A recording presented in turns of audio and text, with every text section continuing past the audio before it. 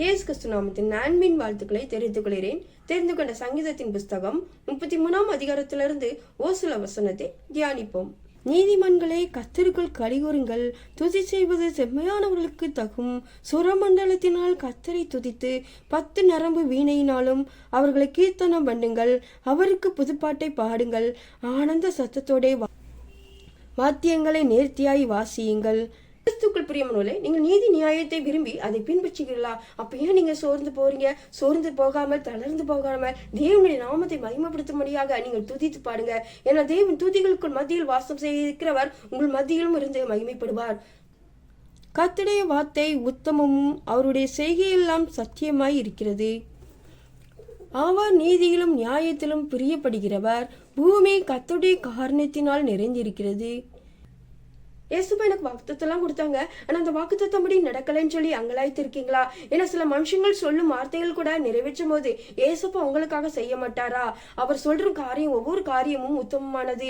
அது மாத்திரமல்ல, உங்களுக்காக அதை செயல்படுத்துவார். அவர் சொல்லியிருந்தால் கண்டிப்பாக நிறைவேற்றுவார். அடுத்து பார்க்கிறோம் கர்த்தருடைய வார்த்தையினால் வானங்களும் அவருடைய வாயின் சுவாசத்தினால் அவைகளின் சர்வ சேனையும் உண்டாக்கப்பட்டது. அவர் சமுத்திர ஜலங்களை குவியலாக சேர்த்து ஆழமான ஜலங்களை பொக்கிஷ வைப்பாக வைக்கிறார். பூமியெல்லாம் கர்த்தருக்கு பயப்படுவதாக, உலகத்தில் உள்ள குடிகளெல்லாம் அவருக்கு அஞ்சி இருப்பதாக. அவர் சொல்லாகும், அவர் கட்டளையிட நிற்கும். வானங்களையும் பூமியும் உண்டாக்கின தேவனுக்கு அவர் உங்க காரியத்தை பத்தி தெரியாதா? மனுஷனுடைய ஆறுதலான வார்த்தைகளோ சில வார்த்தைகளோ நான் நம்பி அதன்படி நம்ம செயல்படுறோம். ஆனா தேவனுடைய வார்த்தைகளை நம்பி செயல்படுகிறோமா? அந்த வார்த்தைகளை விசுவாசித்து நம்ம செயல்படுகிறோமா? வேதம் அழகாக கூறுகிறது, அவர் சொல்லாகும், அவர் கட்டளையிட நிற்கும் என்று சொல்லுது போல் உங்களுடைய வாழ்க்கையிலும் எந்தெந்த காரியத்துக்கு தேவன் சொல்லியிருந்தார் அந்த காரியத்திற்கு நீங்க அதை விசுவாசித்து நீங்க செயல்படுங்க. ஏன்னா தேவன் விசேஷித்து உங்களுக்கென்று கொடுத்திருந்தார். ஆனால் அந்த வார்த்தையை நிமித்தமாக அவர் செய்வார். அந்த வார்த்தையை கண்டிப்பாக நிறைவேற்றுவார். மனுஷனுடைய ஆலோசனை கூட நம்ம கேட்கிறோம், அதன்படி நடக்குதா? அது நிலை நிற்கிறதா? என்ன மனுஷனுடைய ஆலோசனை, மனுஷனால் கொடுக்கிற ஆலோசனை கூட நிலைத்து நிற்காது. ஆனா தேவன் கொடுக்கும் ஆலோசனை அது நிலை நிற்கிறதா இருக்கும். உங்களுடைய வாழ்க்கையிலும் தேவன் என்னென்ன ஆலோசனை கொடுக்காரோ அதன்படி நீங்க செயல்படுங்க. மனுஷனுடைய செயல் ஒரு நாளும் நிலை நிற்காது. தேவன் உங்களுக்கு விசேஷித்த ஆலோசனைகள் கொடுத்தா அது அந்த காரியத்தில் நிறைவேறாமல் இருக்காது. அது மாத்திரமல்ல, அது நிலைத்து செயல்படும். அடுத்து பார்க்கிறோம், கர்த்தர் வானத்திலிருந்து நோக்கி பார்த்து எல்லா மனுபுத்திரரையும் காண்கிறார். தாம் வாசமாய் இருக்கிற ஸ்தானத்திலிருந்து பூமியின் கொடிகள் எல்லோர் மேலும் கண்ணோக்கமாய் இருக்கிறார். தமக்கு பயந்து தமது கிருபைக்கு காத்திருக்கிறவர்களின் ஆத்துமாக்களை மரணத்திற்கு விலக்கி விடுவிக்கவும் பஞ்சத்தில் அவர்களை உயிரோடே காக்கவும் கர்த்தருடைய கண் அவர்கள் மேல் நோக்கமாய் இருக்கிறது.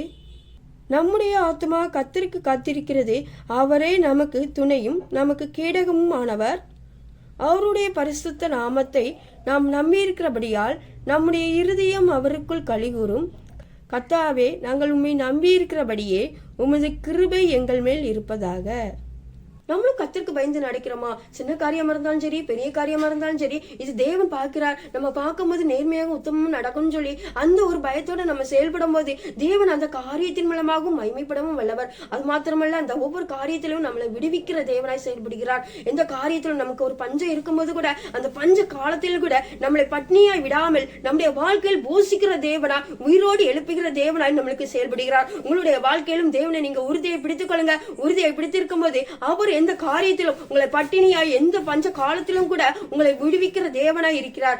போஷிக்கிற தேவனாய் உங்களை வழிநடத்துவார். துதிகளின் மத்தியில் வாசிக்கிறவரே துதிக்கிற சொஸ்திரி இம்மட்டு நடத்தினவர், இனி நடத்த வல்லவர். ஒவ்வொருவரும் உமக்கு பிரியமான வாழ்க்கையில் வாழ, உமக்கு பயந்து செயல்பட ஒவ்வொருவருக்கும் கிருபை செய்வீராக ஜெபிக்கிற.